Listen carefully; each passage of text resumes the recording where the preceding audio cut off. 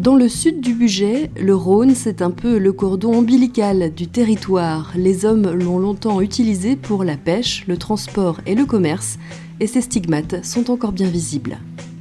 Prenons la direction de Brégnier-Cordon et du musée Escale au Rhône pour en savoir plus sur l'histoire de ce fleuve et de la navigation. Alors la barque typique du Rhône a d'abord le fond plat, parce qu'ici on a la particularité d'avoir beaucoup d'îles et du coup beaucoup de hauts fonds, on a souvent du sable qui affleure et ça permet de ne pas rester ensablé ou engravé dans les bancs. L'exposition permanente vous fera découvrir l'évolution de ce lien ténu entre les hommes et le fleuve au fil des siècles.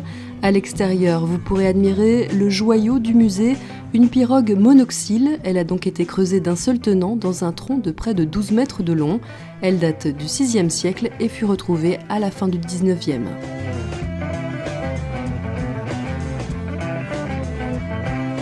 Autre trouvaille, un ancien bac à traille exposé à quelques kilomètres de là. Il date, lui, des années 30.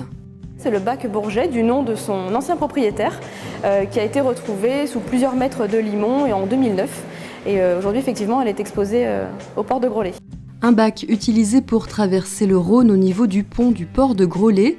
Il se déplaçait le long d'un câble tendu entre deux piliers de part et d'autre du fleuve.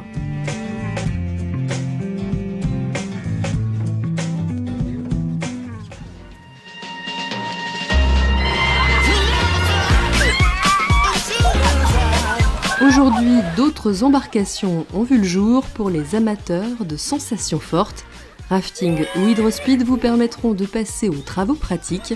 Rendez-vous à l'espace Eaux Vives sur l'île de la Serre à Port-Cieux-en-Blagneux. Un tronçon du Rhône y a été aménagé pour vous faire plaisir.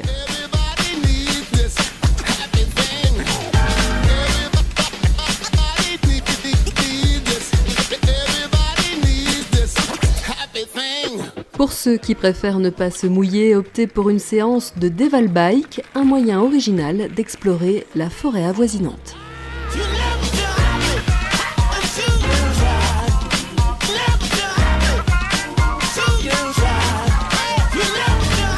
De nombreuses activités vous sont donc proposées autour du Rhône.